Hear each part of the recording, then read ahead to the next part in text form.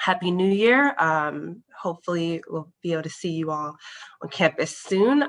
For those who haven't met me, but I don't think there's probably many, my name is Lily Otum, and I am the Assistant Athletic Director for Inclusive Excellence here at Bryant. Thank you all for joining us tonight. So on behalf of the Alumni Engagement Office, we are pleased to have all of you participate in our first virtual Bulldog Connection. So the Bulldog Connection has been a program that Brian has put on for a couple years now, just for you all to be able to connect with alums in different industries that you may have interest in. We have a series going all the way until Wednesday. So if you are interested in multiple fields, there are multiple sessions for you to log into. But thank you all who registered, and for those who didn't, that's fine too. We just wanted to know for numbers' sake. So tonight we have Charlie Argast, and he graduated in 2014 and played football at Bryant. So his current employer is Google, and his title is the Intern Recruiter, Staffing Partner, and Global Program Manager. So Charlie probably has some really good wisdom to share with you in terms of internships, in terms of landing the job after the internship. And so I'm going to be moderating this panel. If there are any questions outside of the questions that I have for Charlie, please feel free to use the chat function after we are I'm done with my questions. You will have the opportunity to be unmuted and sort of use the hand raising function, or if you want to continue to use the chat, that is fine too. Jess Catone, for those who may not know Jess, is on my left corner. I don't know if she's there for you all, but she will be helping me sort of monitor the chat. So if you have questions, she'll be sort of giving me, oh, we have this question, we have that question. So before we get started, are there any questions before I get started? Before I turn it over to Charlie and ask him to sort of introduce himself and give sort of a more formal introduction. All right, seeing none, Charlie, I'm going to turn it over to you. And if you could just give us a little bit about yourself, a little bit about your background, why Bryant, and then how did you end up at Google? Okay. God. I'll try and keep this short. I probably ramble a little bit, but I'll do my best to keep it succinct. So I'm from the New York City area. My dad is actually a college football coach, so I think my background is a little bit atypical compared to most people, although some folks may have that experience. So I played football in high school. I sort of knew I was going to try and play football in college at some level, and was just had enough ability and size, if you will, to play at the Division I level. The head coach at the time, as with many head coaches across Division I football, was friends with my dad, and so we started talking at that level. I took a meandering route to Brian. I think I do that in many things in my life, which I'll talk a little bit more from a career perspective. But I went to high school. Brian had offered me. I quite frankly thought I could do a little bit better. I had been on some visits to some larger schools and thought if I did a post-grad year that I might do a little bit better. Post-grad didn't go well. And so Brian actually thankfully stuck with me and still held the scholarship for me. So ended up at Brian. I won't say it was my first choice, but it ended up being a real blessing. I really enjoyed my time there. And I think from a career perspective, it certainly helped. Speaking career path, which is sort of weird to speak about, I guess I'm an adult now. For a long time, I thought I was going to get into coaching just because that's really all I knew. And I was like, well, I like playing football. And, I had a real understanding that I wasn't going to go pro or anything like that. But I just thought, my dad did it. It looks like a good time. Let's do that. I was actually close to accepting a graduate assistant position with Brian. And for whatever reason, I at the last minute said, you know what, let's go back to New York. Let's try and get a quote unquote real job and, see what that world is like. So I asked my older sister if I could live on her couch for a couple months. She said yes. And I came back to the city and started interviewing. I think an important thing to mention is I was a really bad student, a really, really bad student. I'm probably not even qualified to be on this panel, bad student. So there wasn't like a list of employers sort of knocking down my door. So I interviewed for a bunch of stuff, didn't do well at the start. It took me probably 2 months. And then the first company that offered me, which was a staffing company, I accepted a role there. Staffing companies, I think there's some positives and some negatives to them. You probably are familiar with them. I think they're really good first jobs, but these companies are also sort of notorious for, like my company, they'd hire 50 new grads a year, and within 6 months, 40 of them would no longer be employed by the company. So very sink or swim, but I think I sort of needed that reality, and that's like a situation I'm able to sort of thrive in. So the company did staffing. Staffing is basically, you're an external recruiting company we had a couple of Fortune 500 clients. I managed to find some footing there, and that, I had some talent or some ability in recruiting. And after 3 years and some success, I was looking for something better. So I was approached by another staffing company about a temporary,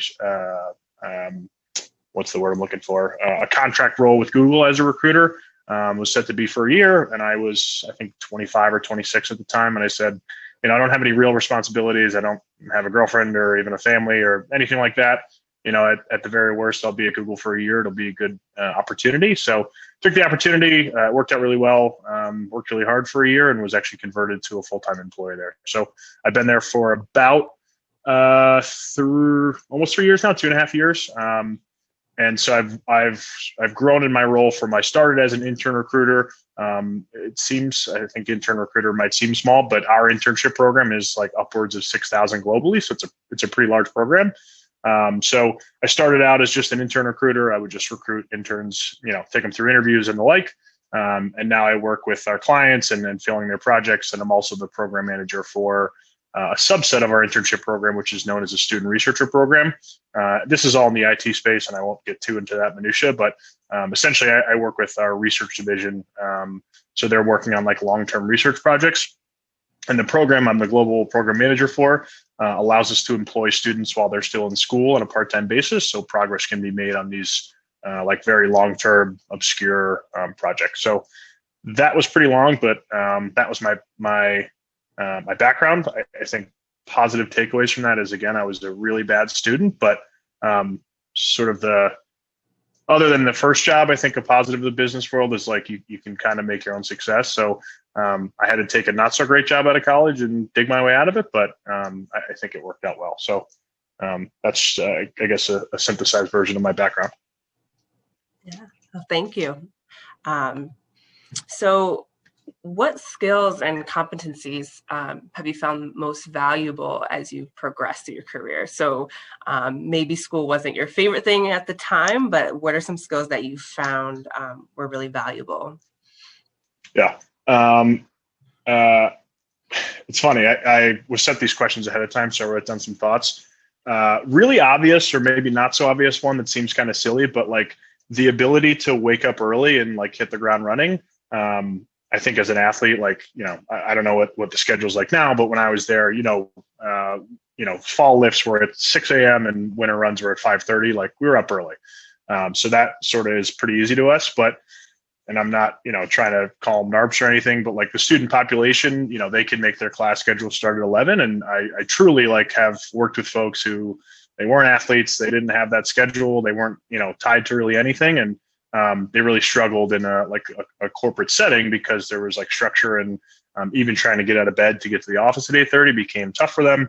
And it would do as little as like hurt their performance, or, it led to some people even being terminated. So I think that's sort of a silly one, but it was funny to me that, for me, coming out of a very structured, like Division I program, I was like, oh, we don't have to be in the office until 8:30. That's great. Like, I can sleep in. And for other people, it was really early.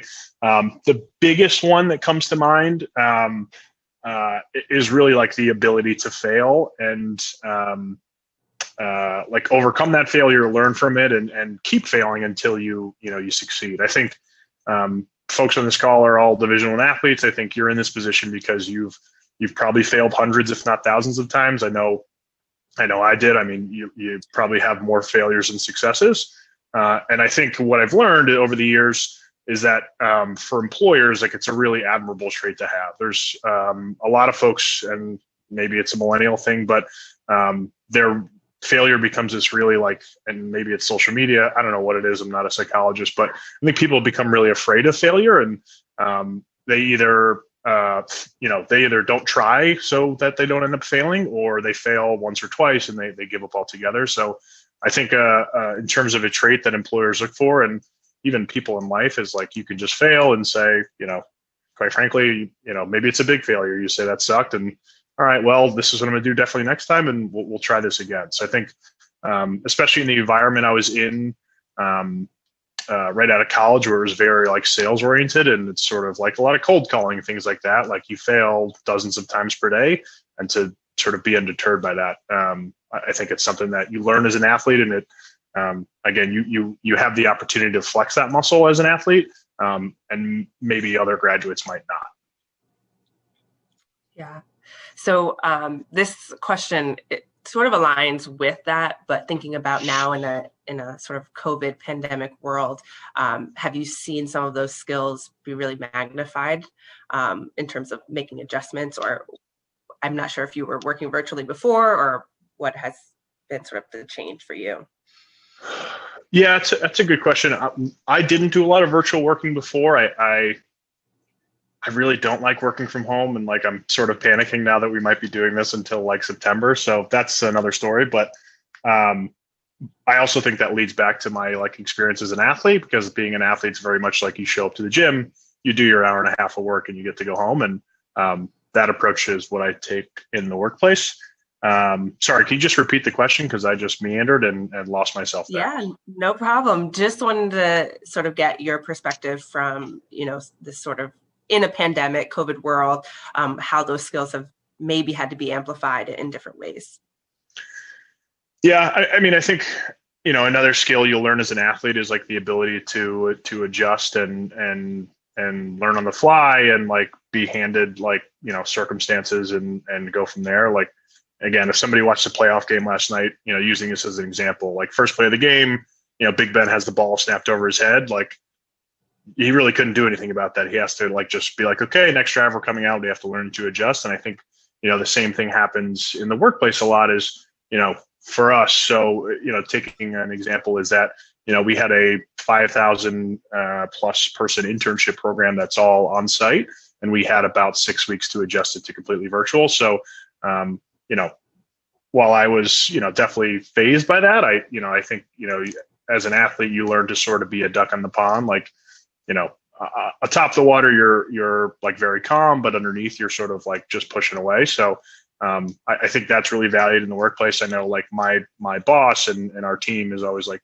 Charlie's very steady, he doesn't really let things faze him. And I think that ability is something, again, that as an athlete, you sort of see it all the time. Like things happen in a game or, on an everyday basis or whatever, what have you.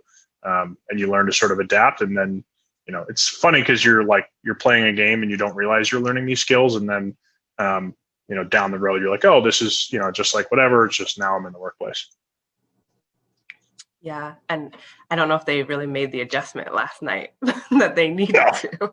They did. But that was just a recent example I thought of. Yeah. No, it was a good example though. So my next question is, what part of your experience as an athlete or a team member most resonated with you positively through the interview process? And maybe something, you've mentioned a little bit about what your employers are saying about you right now, but what do you think were some of the things that you really brought to the interview process? And you talked about a little bit of your failures in the interview process as well. So I don't know if you want to compare and contrast.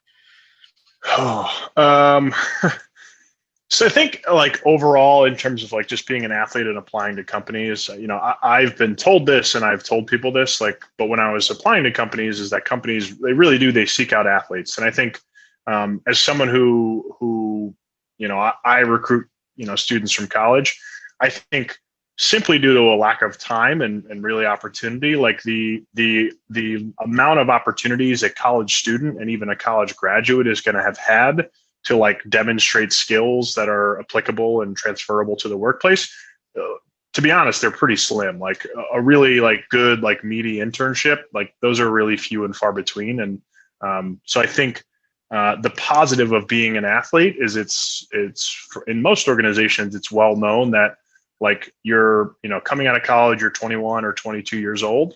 But, and especially at the Division I level, like you achieve something at a really, really high standard, and you've had to be committed, and you've had to keep a schedule. And again, I don't want to belittle any non-athletes, and there's a variety of way that you can get meaningful experience. Although I think it's hard, again, due to the lack of opportunity and just the lack of like time you have. How many opportunities you have to like really demonstrate like meaningful experience before you're 22 years old? Probably not much, but coming in as an athlete, it's 9 times out of 10, and I'm sure there's some outliers, but your employer can like pretty positively say that here's a person, they were a Division I athlete, they had like a very high bar they had to meet, they had to work really hard, they had to overcome obstacles. They know that before you walk in the door. So I think that's that's one leg up, and it's we can get into this a little bit more, but like interviewing for jobs and like the whole process is sort of like a little bit flawed, because you're hiring someone based off like a piece of paper and a couple hours maybe worth of interviewers, but trying to draw this all together, like as someone who is recruiting people, I look at a resume and I want to see, does this person have like experience, which I think will allow them to succeed in this role.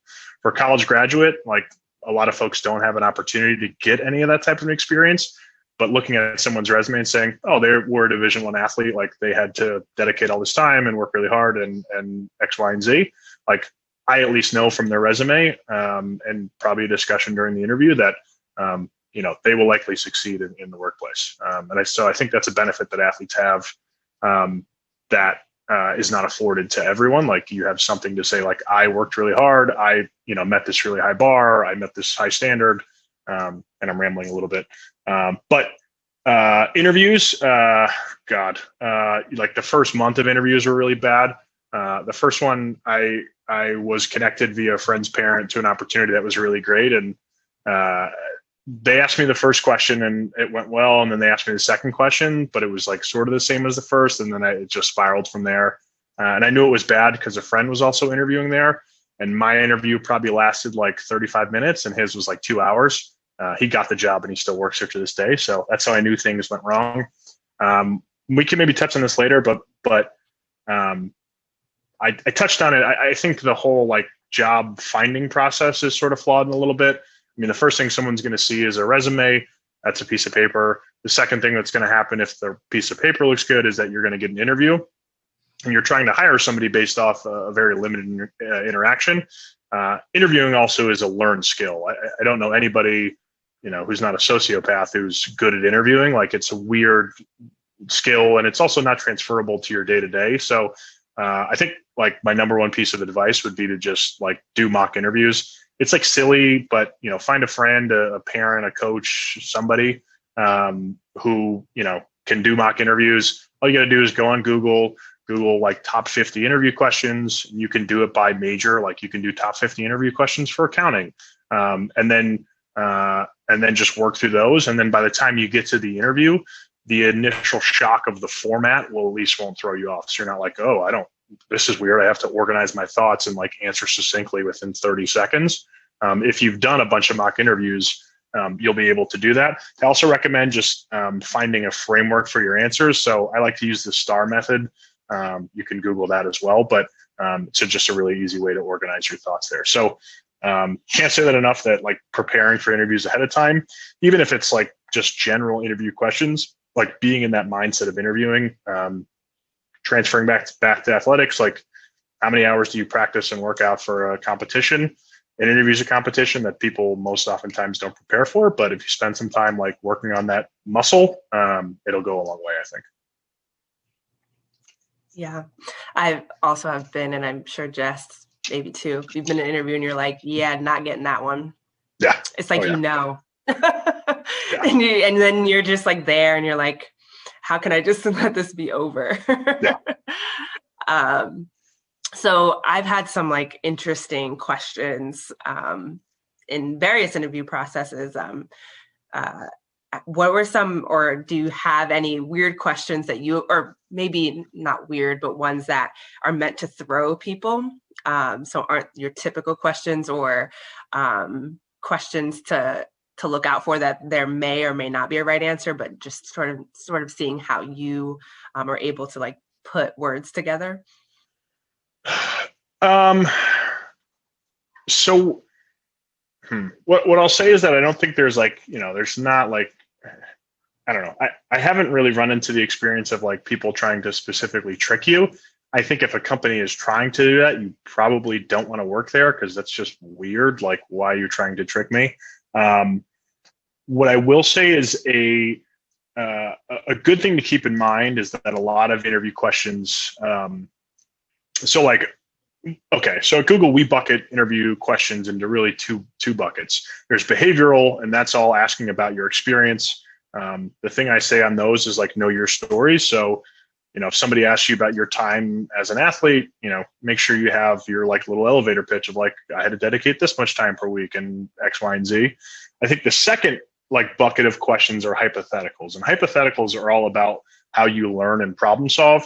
And again, it's tough because it's like taking a test, like a non-open book test. You're like, well, if I was doing this in the real world, I could just Google it and come up with an answer. Like, you're forced in an interview setting to think through a problem and come up with an answer in a very short period of time. So I think the most important thing to keep in mind for those sort of like hypothetical, like, okay, like, you're faced with this issue, like, how would you solve it, is the most typical format you'll see. And then they'll sort of like tailor it to whatever job or industry you're looking in. How you think through those answers, and how you verbalize it and show your line of thinking is actually that's what's important. It's not so much like, it's not that they said what's 2 + 2 and what's 4.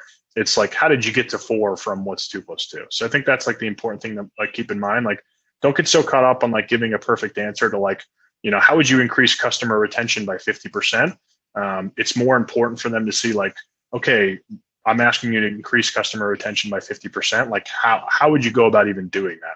And then the other stuff that, you'll learn as you go on the job. So I think that's important to see, like your ability to learn and your train of thought and your ability to problem solve is what they really want to see.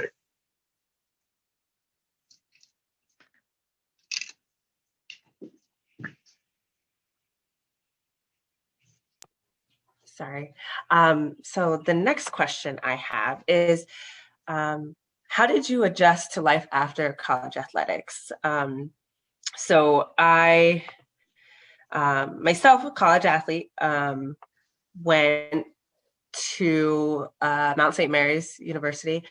And then after I was done, I was like, oh, like, how do I make friends? Or like, how do I do these like other normal people things that aren't, because when you're in a team setting, people are built in, right? And you sort of gravitate to the people who may be closest to you. But when you leave, and I actually worked in college athletics, so it was a little bit easier to sort of gravitate towards like very like-minded people, whereas there are tons of people at Google with various experiences. And so how for you was adjusting to life after college?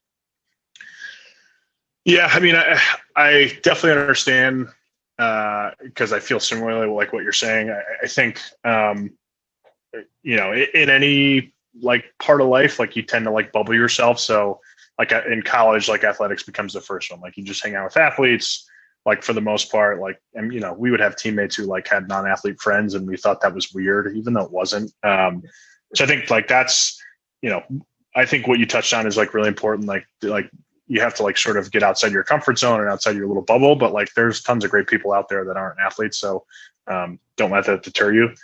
I think, and again, my experience is a little bit different because my dad is a college coach, and like I really grew up like in athletic centers. Like that was pretty much my whole life. So for me, I think it was a breath of fresh air.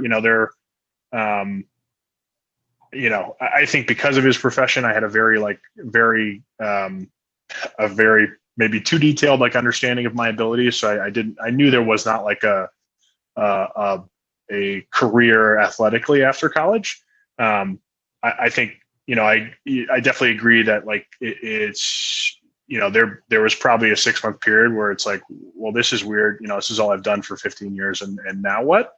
But what I will say is that life goes on. I think there's a lot of there's a lot of positives to be had. So like I'm of the opinion, and I have several friends that I played with at Bryan who are also of the opinion that like the 4 years after college are depending on your college experience, like sometimes more fun. And I say that because number one, like you do have a job, but your priority or your level of responsibility is like pretty low. I mean, situations may differ, but in most instances, like you might be single, or it might be in a relationship, but you probably don't have kids. Like you're probably not married.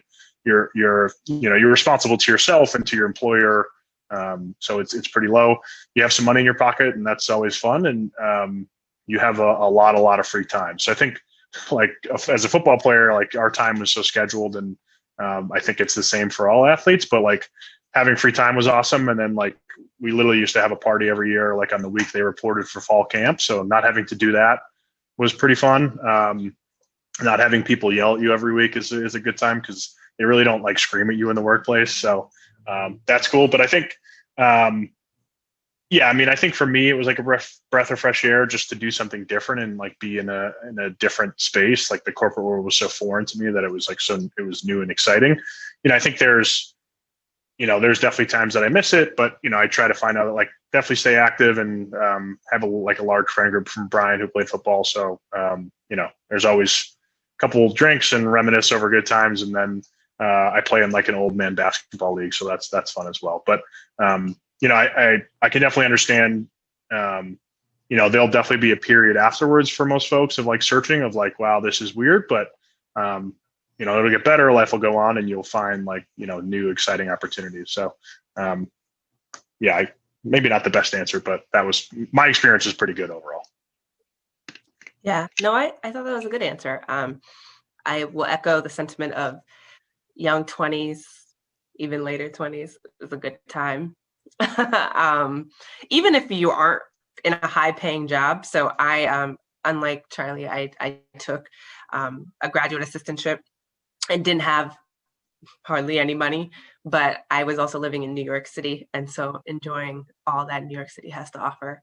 So I think you really hit on some good points of like, it's the first time where, although we have freedoms in this sort of 4-year space, but you really have like freedom to manage your time the way you want to manage it. And I think you sort of hit the nail on the head of like being able to finally make sort of those decisions for yourself. So you talked about you play in an old man's, in quotes, basketball league. Is that your sort of touch point to the athletic world, would you say? Or are there others? I mean, I certainly watch a lot. I think like touch point. Yeah. I mean, it's like a once a week basketball league that I'm probably not very good, and I'm too competitive, but it's just, I think like from a mental health standpoint, I think it's great. Like that is an hour or an hour and a half per week where it's just like you're shutting your brain off and you're going, and you can do this in many sports, but like you can just, you're not connected to your phone or to your email, and you can just sort of like go play for an hour. I think that's probably, as like a former athlete, the thing that you miss the most is like, no matter the things that were going on in your life, be it like personal or academic or, the million things that could, like when you showed up to practice or a game, like you were just able to sort of play. And so I think, other than, my dad is still a coach. So, I still keep, obviously keep in touch with him and, talk about, his team. And, I'm somewhat involved with like the Bryant football alumni group. But yeah, I think, actually, since it's shut down because of COVID, like the other day was talking about it with some friends about how much you miss it, because it was just an hour a week, and you could just sort of like get away and get some energy out and have some fun. And so I think that's probably as athletically involved as I am now, but I'm pretty washed up. So yeah, another point you touched on, so the mental health aspect. outside of basketball, as now a working adult, what are some ways that, you're making sure you're practicing self-care and making sure that you're able to recharge, especially in this COVID world, but also, one day we will go back to, I don't want to say normal, but we will go be in different times. And so what are some other ways that you felt that were really helpful in that regard? Yeah, I think that's a great question. I think it's something that I think the theme of my life is that I sort of like, you have to learn things the hard way. So I think if I had to give advice, it's like I think early in my career, because I was like, again, I was probably making up for some lost ground for like lack of performance academically. That I was like, okay, I'll just try and like outwork everybody. And so there are some benefits to that, but you also can burn out like really, really fast. So I think important thing for me, and it wasn't as important when we were in the office because, and again, this might be as a result of being an athlete, but like being in a routine is like really like great for me in terms of like mental health. Like I can know what I have the next day, the day before, and you just get little like boosts of accomplishment checking sort of those things off.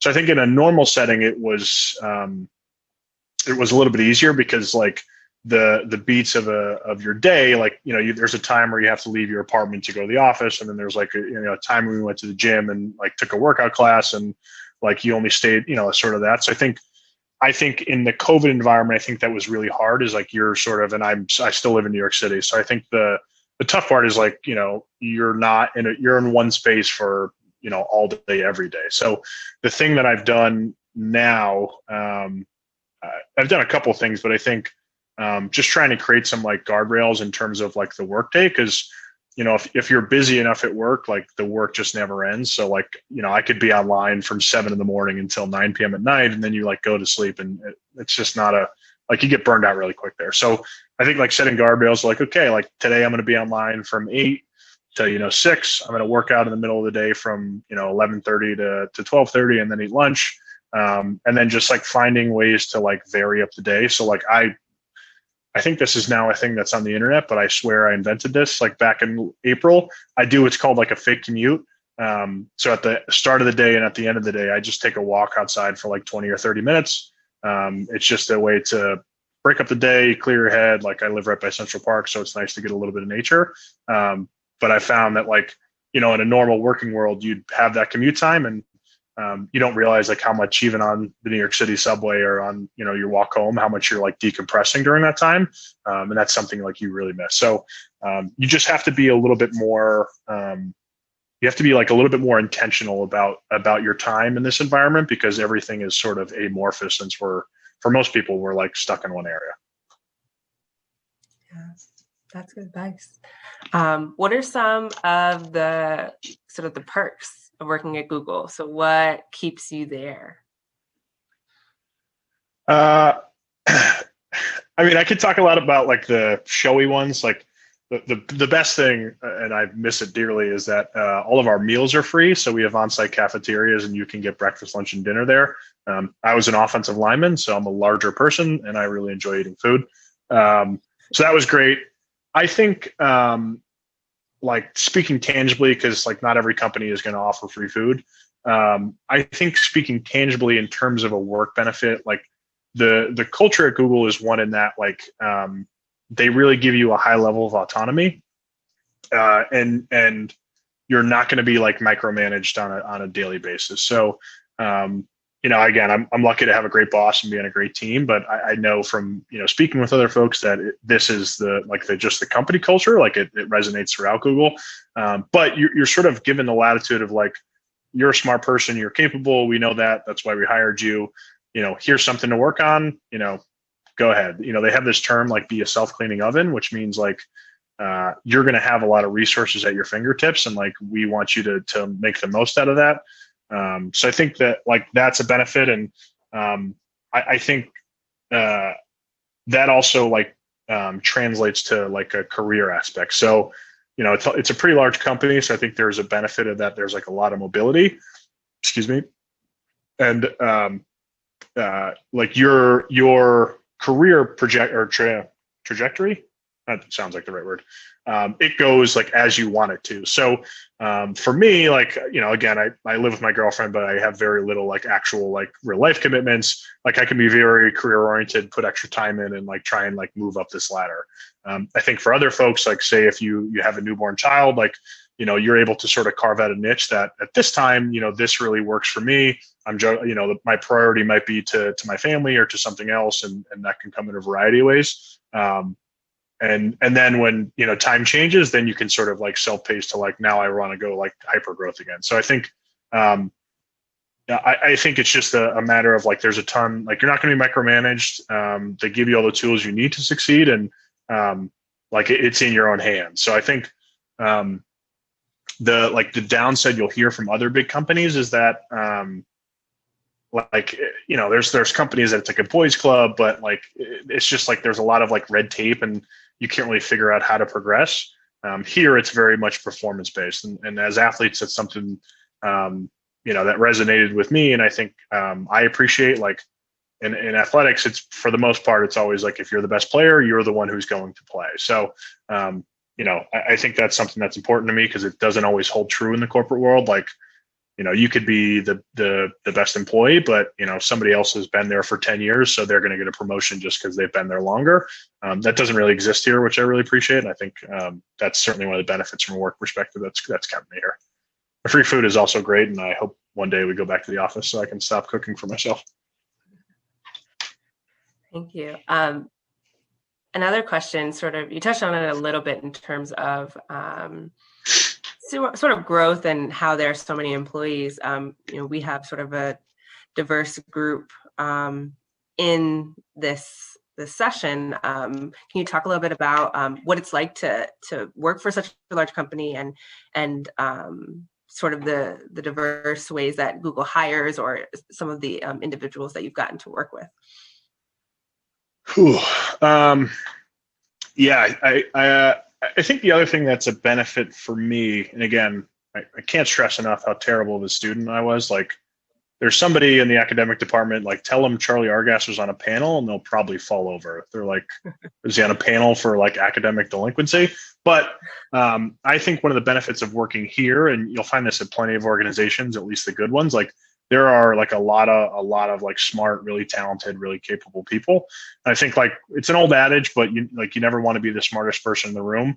And the other old adage is like a rising tide lifts all boats. So I had the opportunity to work with these like really smart, accomplished people all day, and that's only going to like raise my game. It's the same thing from athletics perspective. Like you play with really good players, like you're going to get better. So I think that's been a great opportunity that's been afforded to me. I think it's tough at time because it's something at Google that we call imposter syndrome. But like I work with people who have like PhDs and like they are like just the cream of the crop in terms of like worldwide. Like this person is an expert in their field, and 2, 6, 7 GPA. Charlie Argast is working with them, but I think you have to try and like overcome that. I think it's hard sometimes because they're you really do get feelings sometimes of like I don't deserve to be here, and I still feel that every day. But that also, like on a positive note, makes you work harder, and then you just have to stop and, again, mental health, like tell yourself you deserve to be here, you're here for a reason.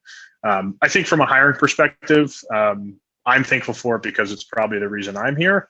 But I think what Google tries to do is they try and like they're and it's not always perfect. It's something that we're kind of continually working at. It's like they're trying to stray away from like the like sort of prototypical like let's just hire every Stanford grad for our computer science department. I think the more that we sort of grow as a company and develop, it's like, well, the Stanford grads are great, nothing against them, but that like sort of hiring every white dude from Stanford, like that makes us like just really non-diverse. And like when you lack diversity, you also lack diversity in thought. And so, and I could get into examples, but there's a couple like really glaring bad examples of if everybody in the same room is, of the same background, then you're going to be, you're going to have some pretty big blind spots. So I think what Google has recognized, and they're, we're sort of steering our talent acquisition strategy towards, is like,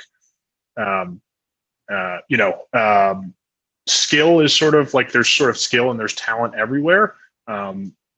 Opportunity isn't. So like the backgrounds of people with those talents looks very different. So like someone might have gone to Stanford and done very well, and there's nothing against that person. We'll certainly consider them, but that person also, most likely grew up in like a two-parent household and was afforded things, and like, was encouraged to go into computer science at a young age. Whereas somebody who, wasn't in their circumstances might not have been, even though they'll probably, just as talented as that person. So I think, trying to like, strip away some of the like typical things we look for, or typical things company looks for, like, did they go to an Ivy League, and, did they have a 4.0, and check the list. Like, we want to try and get to know people a little bit better and understand their backgrounds, and understand their talents, and then see if it's a fit here. So I think we're not always perfect. We're certainly far from it, but I think that's something that, when the company started 20 years ago, it was like, let's just hire the cream of the crop. And then now it's sort of like, well, that was fine, but like, we can do a little bit better here. Yeah. So my final question is, if there's anything you could have told, let's say, sophomore Charlie, so we'll forgive you freshman year, but sophomore and on Charlie, what would you tell him? Oh, I probably would have smacked him first. Number one, you can't just drop classes. You have to make those up eventually, because it took me like 3.5 years to realize. I will say, in all seriousness, like, I wasn't a good student, and it's probably one of my biggest regrets in life. And not from a perspective of like, I got really bogged down in, my attitude was like, this stuff doesn't matter for the real world. Why do I need to take like math 100? I am not going to need this, blah, blah, blah.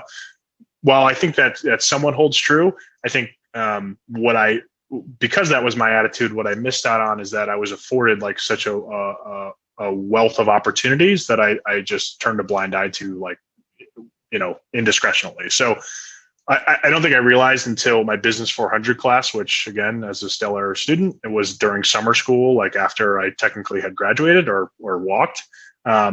I didn't realize until that class that like, oh, like there are things in the business world that like really interest me. And like these case studies are actually super cool. And like, there's a lot going on here. And I'm into this. And that was also the summer where I decided to not like go the GA route and try to go into the business world. So I think sophomore Charlie, I'd be like, there's opportunities that you're going to be interested in, just don't turn your nose up at everything because it's academic. Like, there's a lot of cool stuff there. And like, I think the same goes not only in the classroom, like, I was a marketing major because you had to take less math courses for it. Like, I probably didn't like, hey, like, why don't you actually explore what you're interested, like what these different majors mean, like all this stuff, like, actually take the time, like there's something you're going to be interested in. Don't just say like, ugh, school, and put it over there. And I think the same goes not only academically, but as well as for like, there's like clubs, and there's just great opportunities, and like even like going to see speakers and things like that. Like,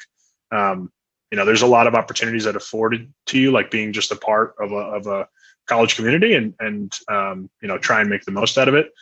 The thing I'll say, like, start of the career wise, there's a lot of things like with interviews that I touched on, and with like resumes and things like that are like sort of very basics. But I think from like a mindset perspective, like, I think it's really important that you run your own race. So, you're going to have a group of friends, you're all going to graduate at the same time, you're all going to get jobs, everyone is going to have different levels of success. And it's really, really easy to get caught up in like, oh, well, he is like, he's making over 6 figures already, and I'm only making, 65K. Like, wow, my life sucks. And I got to try and like move to a job that's going to pay me more. And like, don't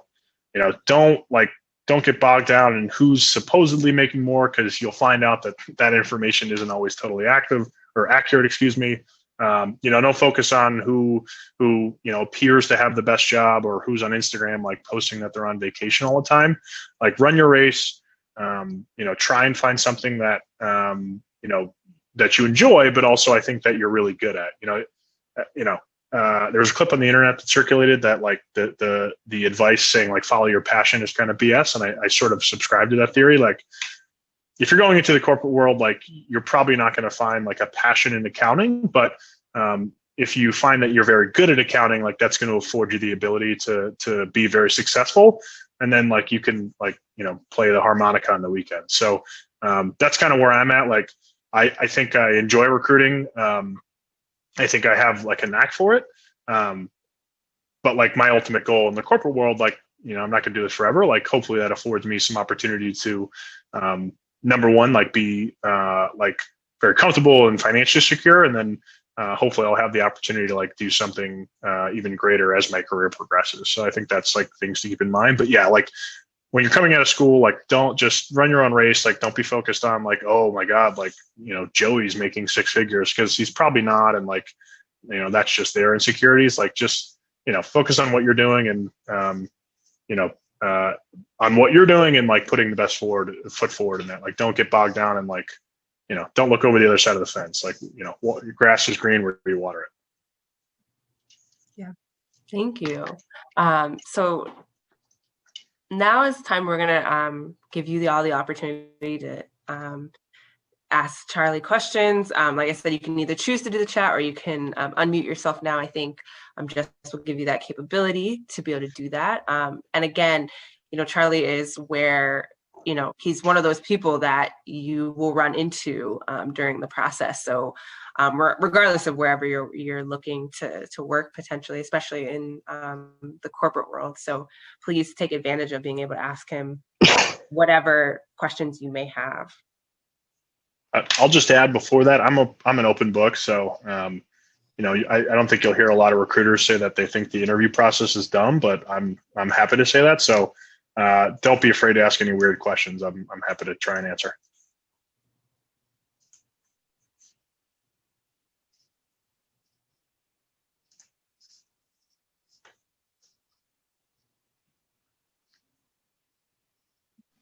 All right, Charlie, I have a question. Hey, what was that? I don't know if you want to say who you are. Say who you are. Charlie. Charlie, my name is Dominic. I'm from Vermont. I play soccer. Nice. The question I have for you is, what was the happiest moment of your life? Oh, wow. What was the happiest moment? That's a hard question. Ooh. What was the happiest moment of my life?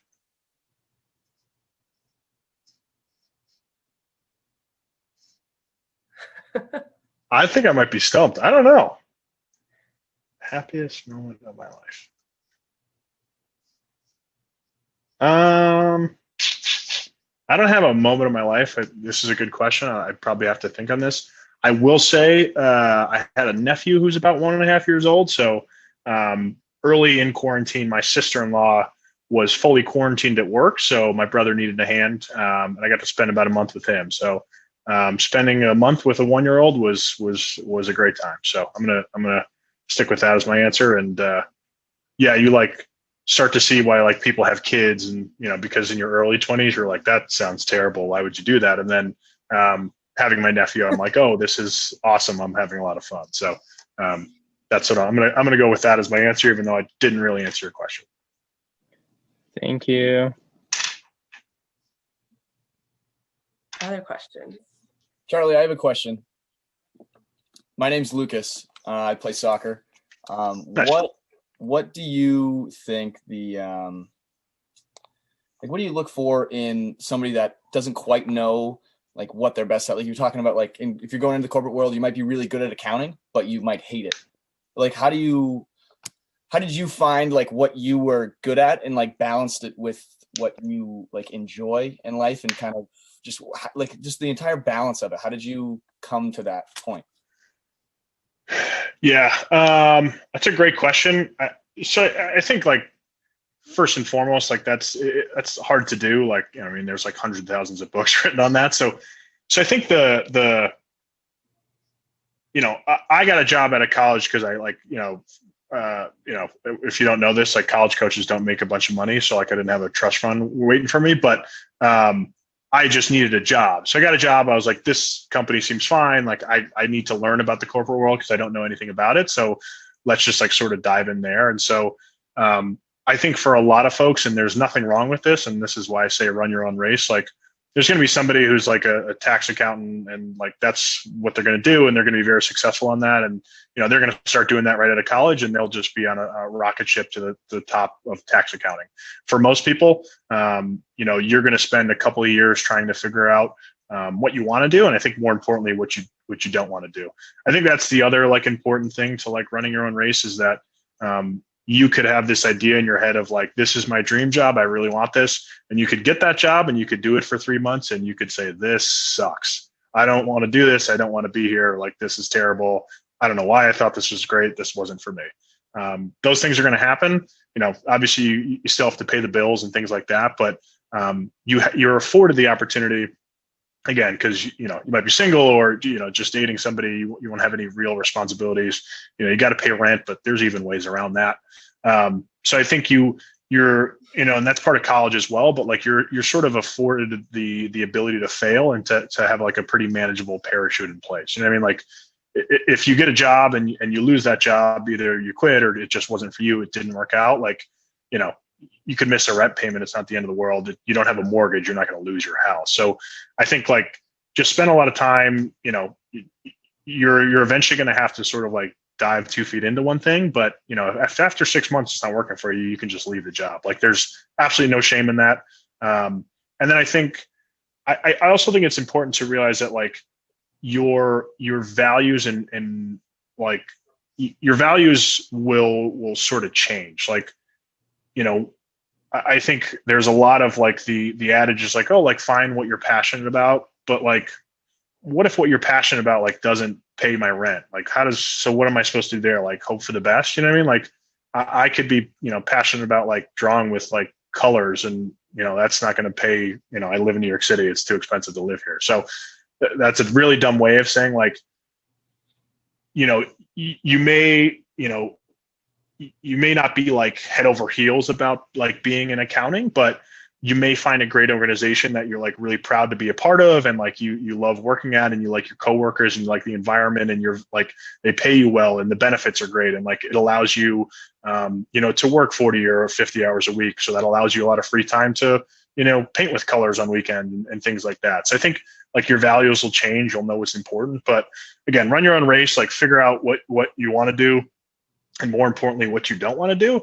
And then like, you'll eventually, I think you land in a spot where like I consider myself to have like a good job, but I wouldn't say I'm passionate about recruiting. I like recruiting, but really like, I really like the organization I work for.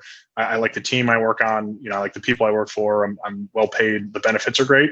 I just happen to do recruiting. So I think that holds true like at a lot of organizations. The actual like, job itself is one thing, but like everything around it and like what it affords you to do. Like you might not like accounting, but if you get to go on 5 vacations a year, like sure, like let's do some accounting. You know what I mean? So I just think like, and again, like coming back to just like run your own race, like it's just, and maybe it's social media, I don't know what it is, but like there's just this perception that like, if you fail or if you don't know what you want to do, or if like you don't have a clue, like I don't know if I have a clue yet, but like I think, you're afforded with this ability coming out of school to do some searching and figure out what you want and like travel and like, who cares if you're broke and have a small apartment, like you'll figure out what you want to do. And, but a lot of it is trial and error. So, you'll figure that out. And I think for some people, like, again, with my like, peeling back the onion a little bit, like my dad's a college football coach, but that also means like I moved 10 times when I grew up. So like having some stability is like really important to me. For other people, like you might have grown up in the suburbs and like you don't want any stability and you want to travel the world and like, live in a hostel, and that's cool too. So like it's your life and you just got to figure out what's best for you. That was really meandering and long-winded, but like, yeah, like don't be afraid to like just, I'm going to try this job for 6 months and that job sucks and I quit, and then go find another job. Like it's honestly not that hard these days. And there's no longer a stigma about like staying at companies for 2 years before you move. Like it's not for you. Just get out of there. Cool. Thanks, Charlie. Yeah. I'll echo that. I was actually talking to a Bryant alum that recently got a job, was like, no, that's not what I wanted to do. And then literally didn't even go to that job and found a new job and is where they want to be. So, I think there is this stigma of like, oh my gosh, like I applied, I got the job and now I have to go there. But even if you get the job, you don't have to accept it. Yeah. And again, I also think like, you may, depending on the organization you're in, like you may get an accounting job, but say you go to a startup and you get an accounting job, if it's a small company, like some other responsibilities are being put on your plate. So like maybe you started somewhere as an accountant, but you ended up doing a lot of project management work. Guess what? After about 6 months, like you can be a project manager. So I think that's important. Like be open to different like opportunities. Again, I started here as a recruiter and now I'm managing an entire program just because it's a little bit of luck, but like, the program, they needed somebody to take it over. I volunteered, and the program has grown like 300% over 3 years. So now I'm like managing, hiring, research scientists in Europe. I didn't think I was ever going to do that, but like opportunities will come to you. So I think that's important to keep in mind. Yeah. Any other questions for Charlie? I have a question. Daniel, out of a boy, I play football. I kind of just wanted to know if you've like developed any habits as a result of being an athlete that kind of affected you in a negative way in the real world, kind of like not knowing when to give up or like not really knowing when to quit.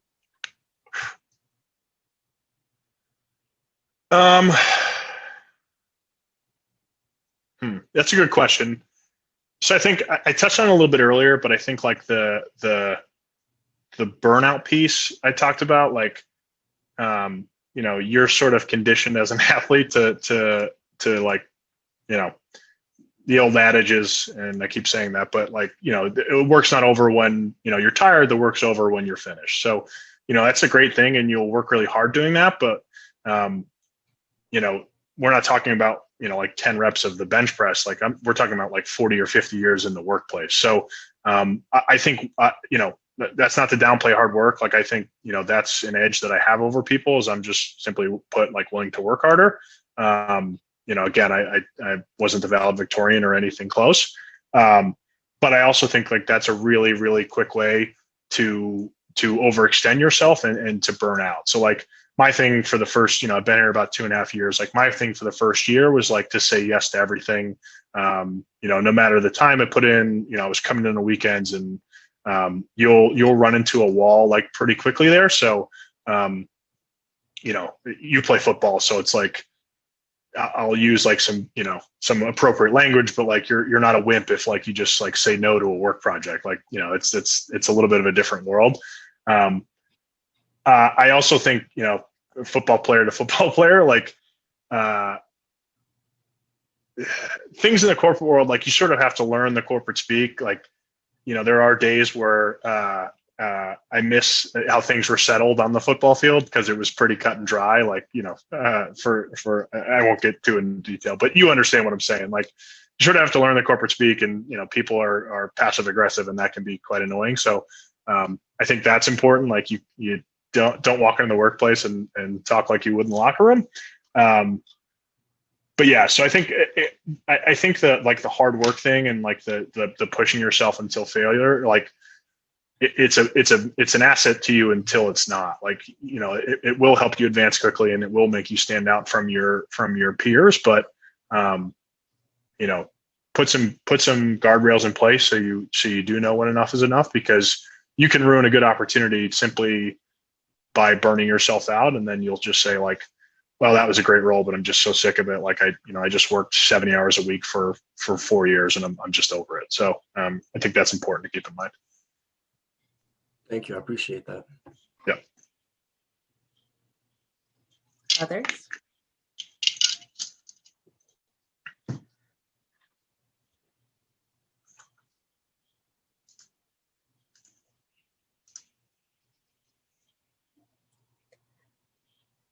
All right. Well, myself, Jess, and Charlie will stay on for a little bit longer if others have questions that they just may not feel comfortable asking in a large group.